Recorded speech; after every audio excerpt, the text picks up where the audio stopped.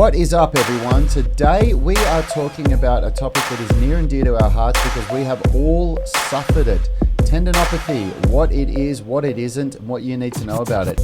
And if you want to know something really funny, Phil has actually intentionally given himself tendinopathy so that he could understand it better as a physio.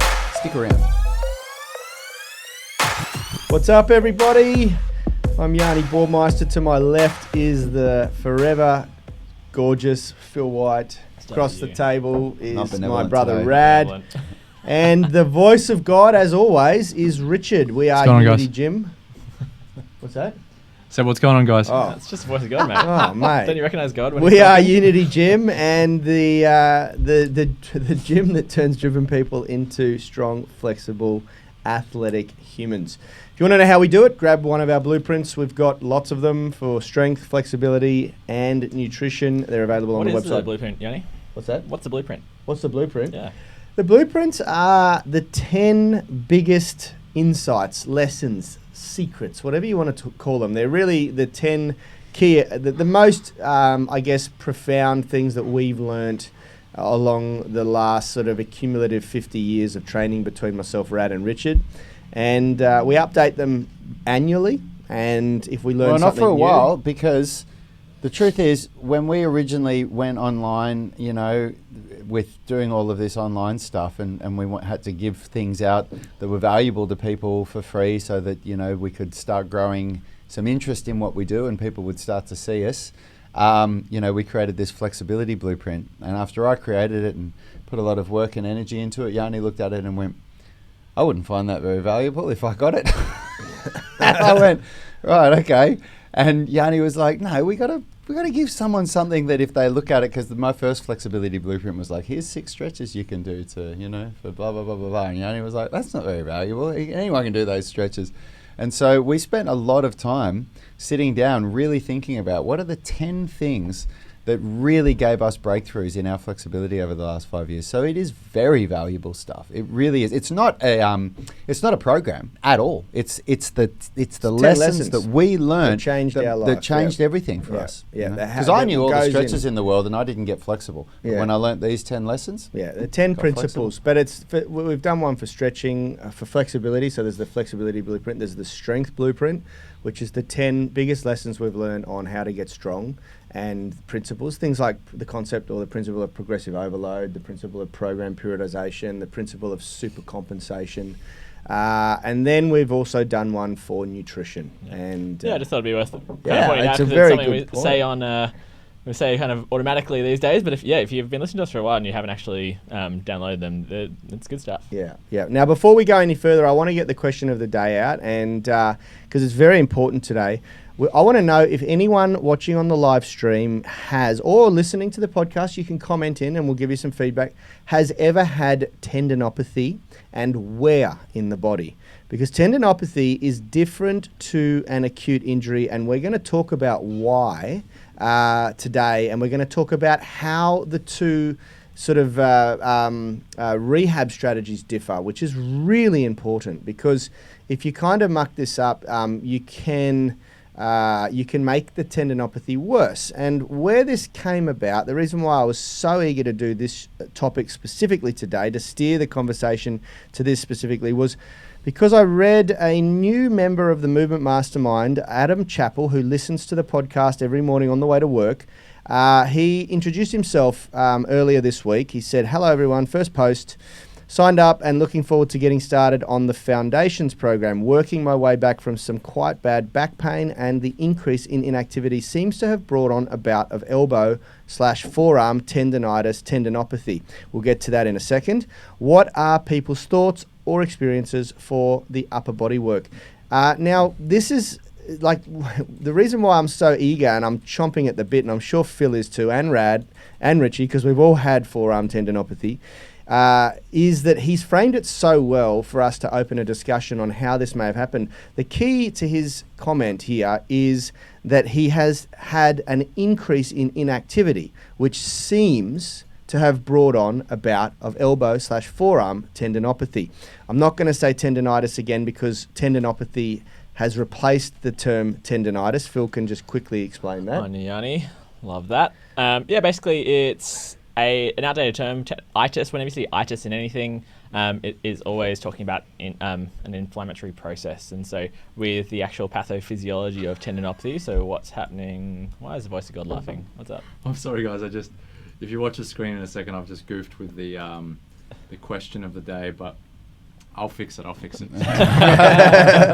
God makes mistakes. Did you hear that, everybody? I thought. So with the pathophysiology, so what's actually going on in the body that is causing the tendinopathy? It's wow, Richard wants to be front and center with the video for those watching How the did you podcast. do that? How did you know. replace his photo? He's basically just replaced God, all of us come on, with guys. himself. I put You're it as asking my God comment. how he does anything. Like Oh, he put it as his comment. I see. Ask God how he parted the oceans, maybe. Yeah, That's, I love you it. know. Okay. So the pathophysiology of tendinopathy is not so much an inflammatory process, but rather a total cascade of like tissue remodeling. So the inflammatory part of it is not the main thing; it's something totally different. So long story short, stop calling it tendinitis.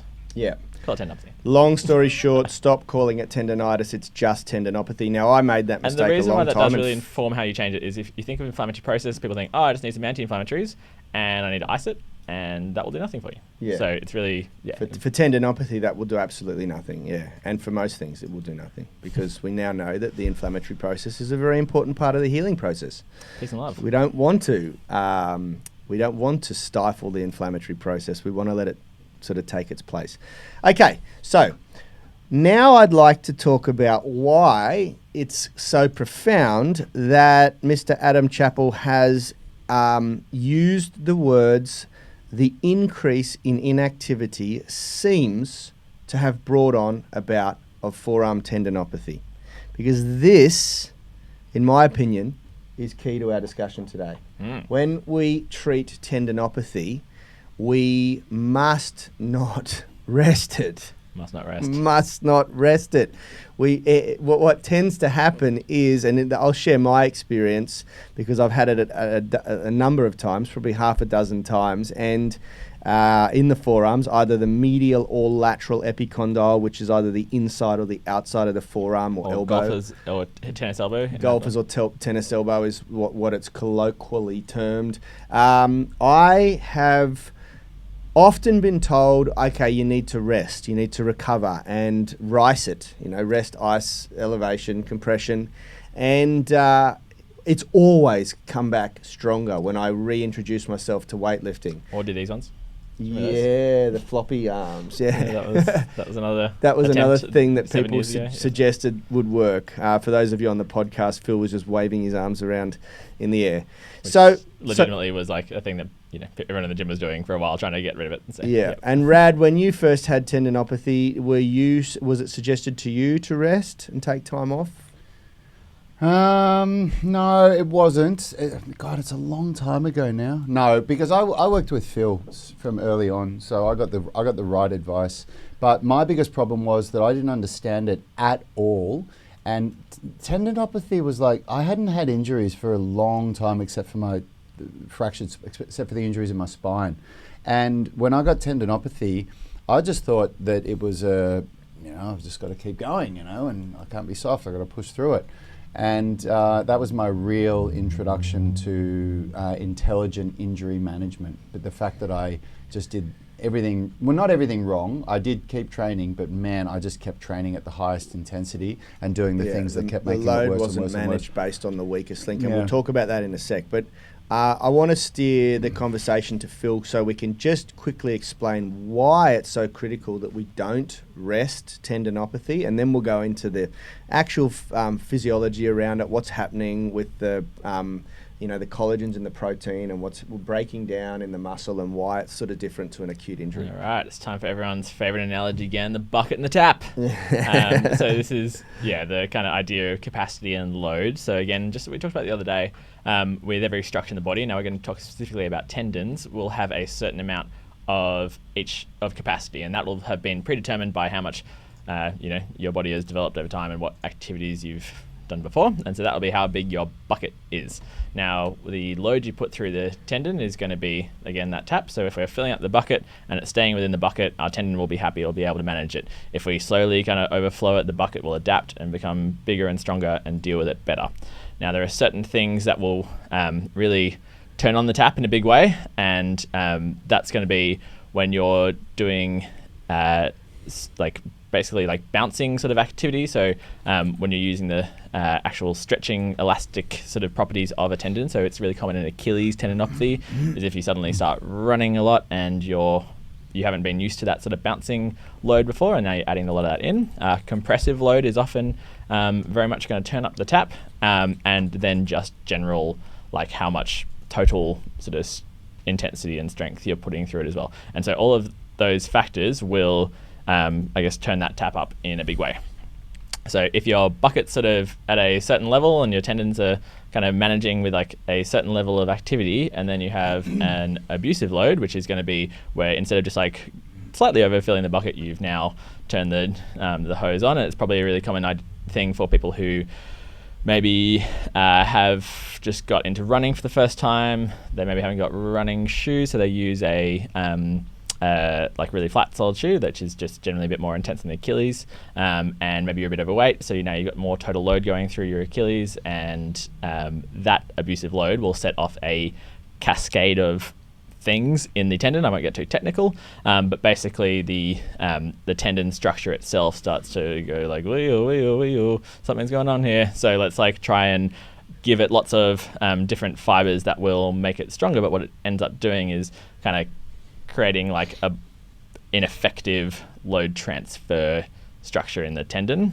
and then if that kind of gets chronically overloaded, you can actually start to then really change the makeup of the tendon, get little you actually kind of get holes in your tendon, which then get more tissue around it, which is why you see people who have a really bad Achilles tendinopathy often get really thick tendons, which is cool because your body's trying to give it enough tissue that it can maintain strength. So if you have it really badly for a long time, it will stay fat, but that's an adaptation to try and deal with it. So basically, it's this whole thing where it's like your body is trying to heal itself, but in doing so, it sort of doesn't do it in a neat sort of way, and you have a less effective tendon, and that causes pain. Yep. And then if you rest it, so that's where you're getting to with the, why the increase in inactivity is basically resting it doesn't give your body the stimulus that we need to put down the right sort of fibers, and whenever fibers are laid down, they need a certain amount of tension to align properly and become really effective load transferring tissue. So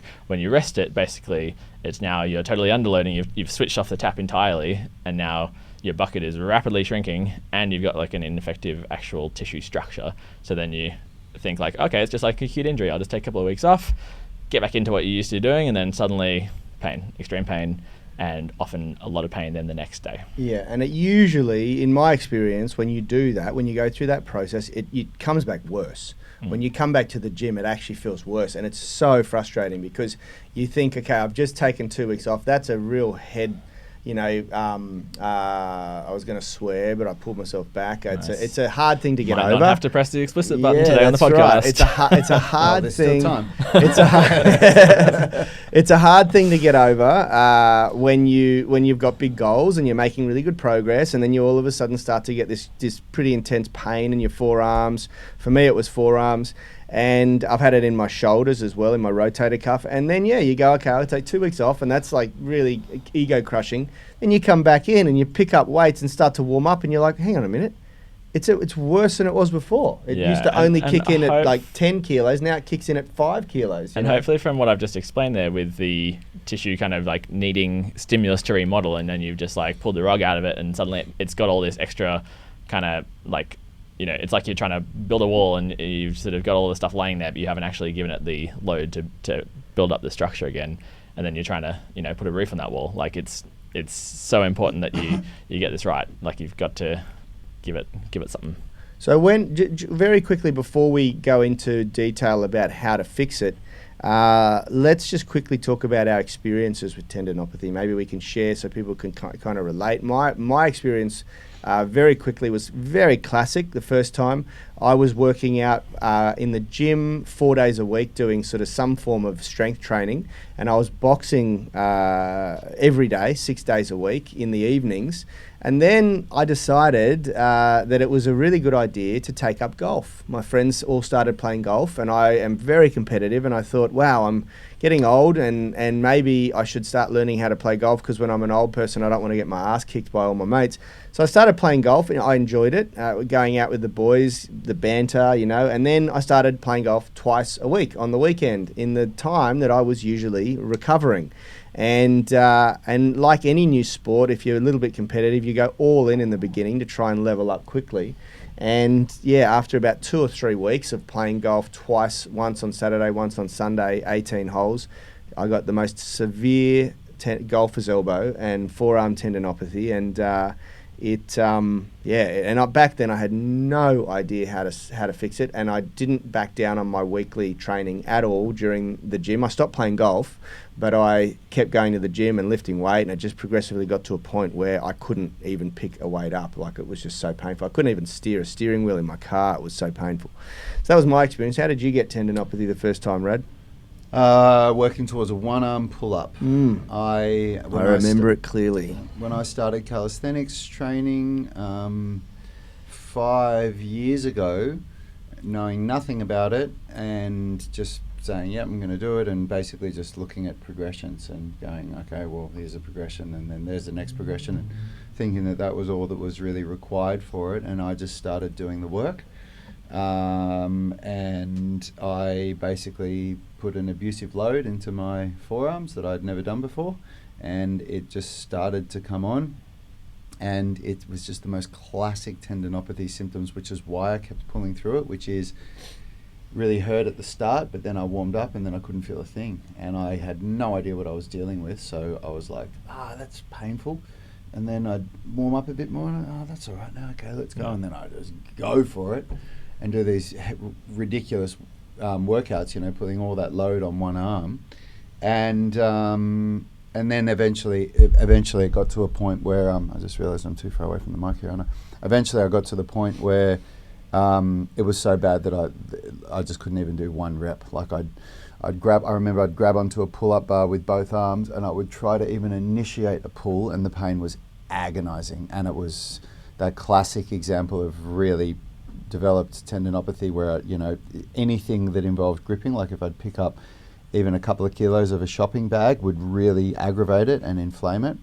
And I got to a point where I was forced to figure out how to deal with it, you know. And it started by going to Tom, and, you know, I did get relief from, you know, like as in symptomatic relief from the soft tissue therapy treatments that he gave me, but it was from talking to Phil and understanding what the process to deal with tendinopathy was and what was going on, and understanding, you know, the process that we now know so well.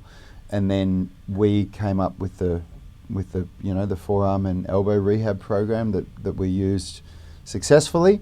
And then the worst thing about it was, you know, once because, you know, one of the things about golfer's elbow, or about medial or lateral epicondylitis, so golfer's elbow or tennis elbow. You said epicondylitis, which again is more tendinitis. Yeah, really. Okay, fair. Okay, so let's just call it golfer's elbow and tennis elbow. Epicondylalgia, yeah. Okay. I like it. I always learn something new with Phil on the show. But the thing is, you can do a certain grip of a certain exercise and not feel the pain at all, but then the other grip will be excruciating. So I started to favour doing pronated grip, and as soon as my golfer's elbow was healed, very quickly after that I developed tennis elbow. Yep. And then that was my problem. And then, you know, so then I went through it's the same healing process, but now I knew the process and I fixed it so much quicker. And ever since then, I haven't felt even the slightest symptom for a long time, and I'm putting a big demand on my forearms these days with my training. Like, you guys see the amount of upper body training I'm doing, and I'm doing more weight than I've ever done. And, you know, for my personal story, if you want to get what am I doing now, I'm going back to doing one-arm pull-ups, but knowing what the prerequisites are. Seeing Ben Lodge get his one-up pull-up. Yeah, man, I'm very jealous of you, Ben. But now that I understand, one of the tribe members for those who. Yeah. Now that I understand the prerequisites for a one-arm pull-up, I realised that I didn't have them when I tried them before, and I'm close to having them. So I'm about to start that journey again. And what about you, Richie? You got forearm tendinopathy. How did you do it? So I developed mine from that, you know, bucket capacity issue that we're talking about. So I was training at the time. This was back so many years ago when the gym first opened. The gym didn't have enough money to pay me a full-time wage, so I had a second job where I was working at BWS in Crow's Nest, packing boxes in the morning, lifting bottle boxes and putting into the cool room. And it was this an insight as to where we came from. Yeah, totally. It was this repetitive lifting action with my forearms and my hands that, on top of weightlifting as well at the same time, ultimately did it to me. And then I didn't really know how to treat it really. I don't think I acted on it quick enough at the time, and I ended up developing it in my left arm as well, not too long after that. And then ever since then, it's been sort of like a struggle of healing it and going through sort of rehab processes to, yeah. Mate, that's a really good example of the discussion we had earlier about load management and how you need to look at the big picture, not just what you're doing in the gyms. So often, and thanks for sharing that, because so often it's things that you don't think about that are the trigger, the tipping point. For me, the golf, I was so strong and fit at that stage. That was my peak of fitness when I was competing in boxing and I had really big audacious goals of maybe representing Australia at the Commonwealth Games, and I was really, really training hard, and I thought as if introducing golf is going to be a tipping point for me that tips me at the straw that breaks the camel's back, you know. And so hopefully it's been really clear, with each of these examples, it's always when you change something, you add something new that you wouldn't, and it's something that you haven't sort of prepared for before. So with golf, what that's actually doing and why it is so good at getting that medial elbow pain is because what you're doing is it's actually that those muscles are crossing the elbow joint and they're helping keep the elbow joint together. So it's a shunting action, which is basically keeping the joint together. And so when you're gripping, you're also getting it and you're doing the shunting action. And then you hit a ball really hard. It's now a stretch, just like the Achilles when you're running off your toes. Yep. It's exactly that same stretching quickly and releasing part of the tendon that is what the tendons are good at, but if you haven't trained for it, it's one of the quickest things to overload it and cause that issue. So and same with tennis with the backhand, it's that same shunting action which causes that elastic overload. So when I was in the army in my first 6 months, I developed shin splints. What are they? Shin splints is a whole another thing that maybe we can talk about. Okay, so it's not tendinopathy. No. Because I rested for 3 weeks, no running at all when I went on leave, and I didn't know anything about what to do, and it never came back again with the shin splints. Well, let's talk about shin splints another time, but I'd like to finish, before we go into the comments here, we got a couple of minutes, so let's hear Phil's experience with forearm tendinopathy. Yes, I love this. This is a good one, everyone. Tune in. So I've had plantar fascia, plantar heel pain before, which is kind of what used to be called plantar fasciitis. So similar process in the foot, from generally going from trying to do a bit of barefoot running, or when I've really changed my running in a big way in my ultimate frisbee days. But I'd had it sort of mildly in my forearm, but sort of had generally managed it fairly well. But with golfer's elbow and tennis elbow being the most common thing that I end up treating working with the guys here at the gym, but from the clients, and it's particularly the online clients, it seems to be something that I've been working with people all around the world who have golfer's elbow, because it's something that just really is so tricky to get your head around and so tricky to get past. And particularly with the guys I've been working with, guys and girls, it's often just trying to figure out how you incorporate the rehab with their work as well, because particularly people being kind of stuck at home, working a lot now at a desk where they're sort of, or on a bed or something where they're in a really bad position, it's a really tricky thing to get past. So I've had so many injuries in my life, all sorts of different things, and that's really informed the way that I treat. And so I thought, why not give myself golfer's elbow? Much to the dismay of us. No, don't do it.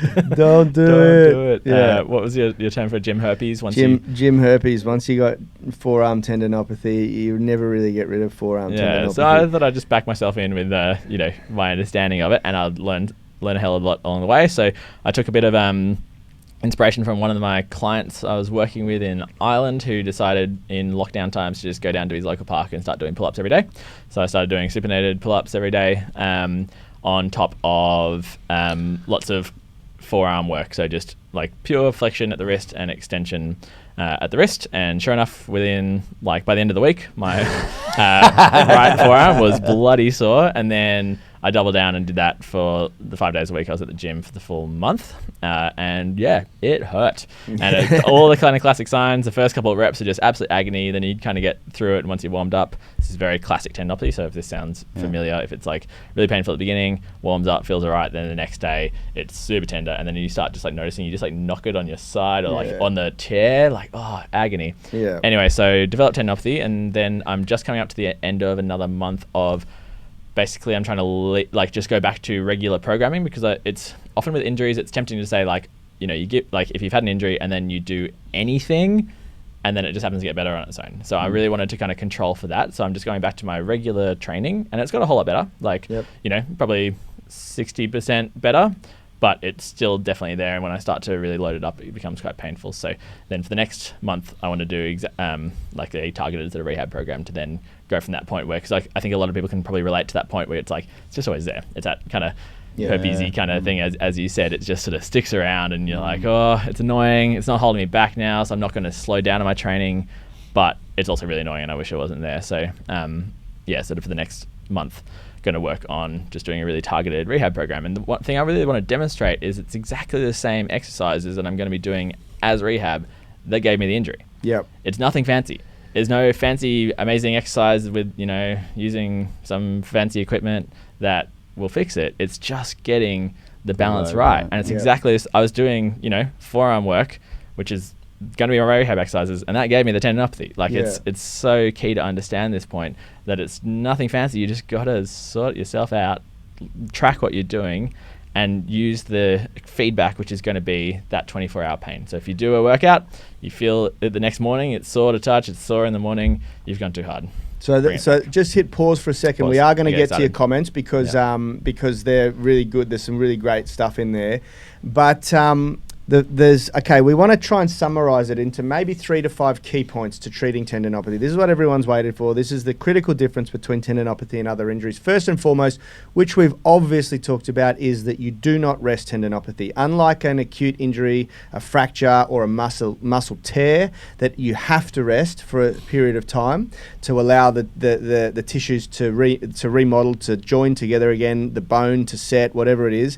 With tendinopathy, you just manage load, and this is the key difference. You need to manage load based on the tendinopathy, based on the weakest tissue. If you try to do your workout based on your goal to do a pull-up still, or pull-ups every day, that may be overloading the tissue and making it worse. So you usually have to regress the intensity back, and often the volume, to a point where you stimulate the tendon that's damaged, that has the tendinopathy, sufficiently to remodel it to a good tissue again, to a good composition of tissue again, and there is a little bit of trial and error there. Yeah, definitely. It's like you've really got to embrace because it's got to be. With this, it's very different as well. You're looking to train into pain, so you want to be working enough that's going to be painful, but then not so much that then it flares everything up the next day. Yep. And the other key thing that I really want to get across people is scans are often kind of what people are drawn to for like objective feedback, whether or not a injury is healed or not. With tendinopathy, it's quite like your tendons will still look like they have tendinopathy once you've healed, because they go through this process. So it's not about the morphology. It's not about the tendon itself. It's never going to look like a pretty tendon again. It's going to look like there's a change there, but that does not mean that you're going to be limited in function or pain. When you look at professional volleyballers, something like 90% of them have tendinopathy in their patella, like knee tendinopathy basically, and it's only 30% of them who've actually had pain in that time. So the change in morphology does not equal dysfunctional pain. So there's 2 key points that Phil's just covered there. The second key point was, what did you say before the morphology? You said you got to train through pain. You got to train to pain through pain. Through pain. Well, you train to pain, and what we use a scale. You got 0 to 10, 0 being you can't feel it, 10 being that you've been dropped in a vat of hot oil, a boiling oil. It would basically make you pass out because it's so painful. So on the tendinopathy scale, you usually say go to a 3. Around a 3 or 4. So you can definitely feel it's it. like between 2 or 4, and it's kind of like what's tolerable for you, and that pain, and then you kind of find that sweet spot, because the next day you feel, okay, is it really flared up? Is it like, think about your baseline. If your baseline's, maybe you wake up and every day it's about a 1. Yep. And then the next day you wake up and it's a 3 or 4 or 5, then you've gone too hard. You've gone too hard. If you've gone and it's still a 1, maybe you've you've got it right, maybe you've kind of even underloaded it. Yeah. So it's really it's such a dance, but of trying to find that sweet spot, and then you're going to basically with as we do with all the programming, it's always, do a training session, have a rest day, and then coming back to it again. So there's the first 2 key points. Rest is not the right thing to do. You have to keep loading it, and the load should usually be the exact thing that you did to cause it.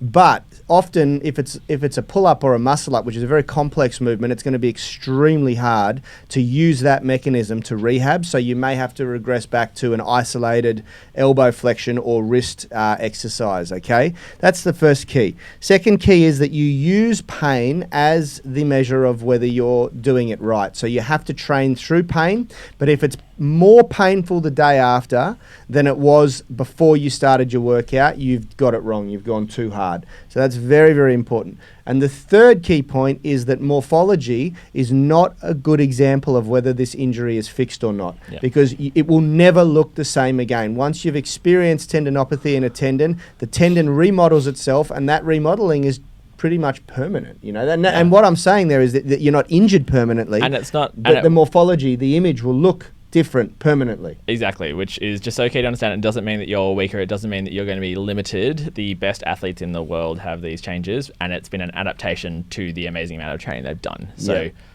don't get in your head that, you're now a damaged product. No, you. That's exactly right. Your body's, and this is the thing with tendinopathy. Yeah, I know. I'm getting the wrap up. Tendinopathy is an adaptation that's just been steered in the wrong direction, and we're just going to steer it back in the right direction. And the adaptation's still occurring, so your tendons are still thickening. They're getting stronger, more robust. Okay. Now, let's quickly look through the comments and have a look, because I love what Kevin Lee said down the bottom here, and I think there's something that we can do for everyone that is going to be of value today. First of all, Barbara, interested in this. I've got a hamstring tendinopathy from training front splits. I'm not stretching anymore and focusing on strength exercises, but unsure on how much should I aggravate it. Yesterday, I did the flexibility masterclass exercises. The Jefferson curl plus single leg good mornings really flared up the pain. For the rest of the day, I was around 3 to 4 out of 10. Is that okay, Barbara, or should I dial back? So think back to at the beginning when I talked about the most challenging of loads for a tendon, and compression is one of them. So if you think about with the hamstring, it's absolutely going to be the high hamstring attachment, so the proximal attachment into your sit bone. And when you go into knee extension and hip flexion, i.e. a Jefferson curl, where you're bending all the way forward, that's a loaded compression of that tendon. That's going to be very aggravating. So I love that you're not doing, you're steering clear of the stretching, because again, that's going to be maximum compression if we think about that same movement again, if you're going to front splits. So when you think about strengthening though, what you can do is strengthen it in a decompressed way. So a glute bridge is a really great example of how you can do that, and keep putting your feet further and further away from your butt, and that will make it more and more hamstring, and then go onto single leg and make that and that's going to be a really nice way of progressing your strength through your hamstring in a decompressed way, and I'm sure that's going to feel a whole lot nicer for the rest of the day instead of that compressive load. Yeah, perfect. And everything else that we've said should be a lot of insight for you, Barbara, because we've pretty much explained exactly, in what we've explained, we've answered all of your questions. Okay, so Clay Brenda Conway saying, I used to have tennis elbow. It doesn't bother me too much anymore, but I still deal with wrist forearm tendinopathy.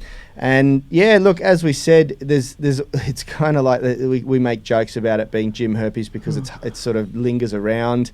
You just have to continually level up your strength. And as we talked about, like it's one of those tricky things where it really takes a lot of effort to totally eradicate. And sometimes pain, like people just need to reframe pain. And if you're able to do all the stuff you like doing, and it's like a tolerable, like a little bit there, then maybe it's not worth derailing all your progress. I don't know. Up to you. Right. It's a personal decision whether you want to be a total pain eradicator or just get yourself to a point where you're happy to keep training. And then also just make sure that you've done everything you can to take care of it. Like there are good and there are great ways to rehab an issue, and we like to think that we provide great ways because look at Phil's example, we go deep to find out the mechanisms and how to fix these things, even so far as to give them purposefully to ourselves so that we can test the protocols out. Which brings me to Kevin Lee's comment. Morning, guys. Got tennis elbow, currently working through the forearm elbow rehab program at the moment, which is designed specifically after our experiences with golfers and tennis elbow. It's a fantastic program, and I'm so glad that Kevin has given some feedback here. Combined with the forearm trigger work with massage ball from the 18-minute mobility routine seems to be working really well. And that's really, really great to hear. So just quickly on that, love that you're doing the forearm thing, the rehab program, excellent. Massage, useful on the it's fine on the muscle belly, so further down the forearm, but don't massage the actual attachment point. Don't get a trigger ball into there. And for Barbara, don't foam roll right up into that high hamstring attachment. And just to be clear on that as well, so just a little disclaimer, Kevin and anybody doing the 18-minute routine, when I instruct those trigger points with the massage ball, I do not go to the attachments. Why all the listeners out there don't do that? Compression. Yeah, well compression is just going to aggravate it and make it feel worse. If you squash the tendon, it's going to right on the part that's really, really unhappy. It's just going to make it worse. But it's really great to get that feedback in regards to the program. We really are over time. Okay, now. We have to all right. do this. So I'm going to wrap this up. So we're going to wrap this up today now, guys. We've got because we've had some great questions about this week. We are going to make our forearm and elbow rehab program available for those of you that are dealing with this problem, so you can get it for a greatly discounted price for the next 72 hours. It's an amazing program, and as always, if you don't like it, just tell us. We'll give you a refund. Personally, and I really feel strongly about this. I wouldn't usually say this. This is a program that I no matter what what you've experienced, I would get it and keep it in my back pocket. Because we don't put these on sale very often. The rehab programs and the forearm tendinopathy program is something that I reckon if you take your gym training seriously, you're going to need at some point. And we've had more requests for this one for so many years.